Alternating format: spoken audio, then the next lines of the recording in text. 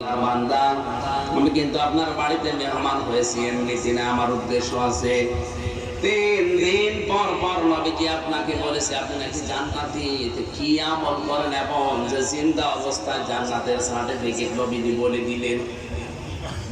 লোকটা বলে, ভাই আমিও আপনার মতো 5 ওয়াক্ত নামাজ পড়ি, রমজানের রোজা রাখি, সত্য কথা বলি, যতটুকু আপনারা করেন অতটুকু আমার আমল বেশি নেই। তবে একটা কাজ আমি বেশি করি মনে হয়, সারাদিনের কর্ম ব্যস্ততা শেষ করে রাতের বেলা যখন ঘুমাতে যাই, বালিশে মাথা দিয়ে চিন্তা করি, আল্লাহ আজকে এই লোকের সাথে এই আচরণ আমি করেছি, এই কথা অনেকের পেছনে পেছনে বলে ফেলেছি, আমার বিরুদ্ধে যার যা অপপ্রচার আছে, আমার বিরুদ্ধে যার যা ক্ষোভ আছে, আল্লাহ তুমি তাদেরকে দেখো। আর আমার দ্বারা যদি কারো উপরে ক্ষোভ, হিংসা, অহংকার থেকে থাকে, সবার উপরে আমার রাগ আমি মাটি করে দিলাম, মাফ করে দিলাম, সবাইকে আমি ছাড় দিয়ে দিলাম, কারো উপরে আমার কোনো অভিমান নেই, রাগ নেই, আমি একেবারে নিষ্কলুষ একটা পবিত্র মন নিয়ে ঘুমিয়ে পড়ি। মহান আল্লাহ মনে হয় এই কাজটা ভালো পছন্দ করেছে।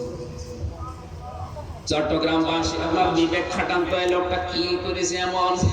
আমাদের মতোই নামাজ পড়েছে, রোজা রেখেছে, সত্য কথা বলা, এই বাকি একটা কাজ করেছে, রাতের সবার সময় কারো উপরে রাগ রাখেনি, সবার উপরে সব মাফ করে নির্মল একটা মন নিয়ে ঘুমিয়েছে। আমরাও সারাদিনের কর্মব্যস্ততা শেষ করে ঘুমাতে যাই, যার উপরে রাগ নেই তার উপরে রাগ তৈরি করে সকালে কি করে বাঁশ দেওয়া যায় সে চিন্তা করি। তোমার আমরা মাফ করো। আমার কথার অর্থ কি বোঝা গেছে? নারী হোক পুরুষ হোক, এই আমলটা আজকে থেকে শুরু করা লাগবে। অন্তত সবার সময় চিন্তা করবেন আমি আমরাও বাঁচতে পারি, এখনই হয়তো ঘুমের ভেতরে আজরাইল আমার নিয়ে যেতে পারে, এই জন্য আমার কারো উপরে কোনো অভিমান নেই, রাগ নেই, ক্ষোভ নেই, আর কারো ক্ষতি করবো বলে আমি এখন আর ঘুমাই না। আমি ঘুমাচ্ছি একটা নির্মল মন নিয়ে, শান্ত অন্তর নিয়ে। যদি বেঁচে থাকি ভালো, মরে গেলে তো গেলাম। আল্লাহ যেন আমাকে শাহাদাতের মরণ দেন, বলেন আমিন।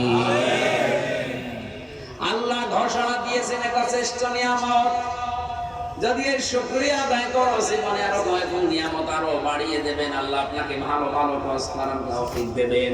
ওয়ালা ইন কাফারতুম ইন্না আযাবি লাশাদীদ।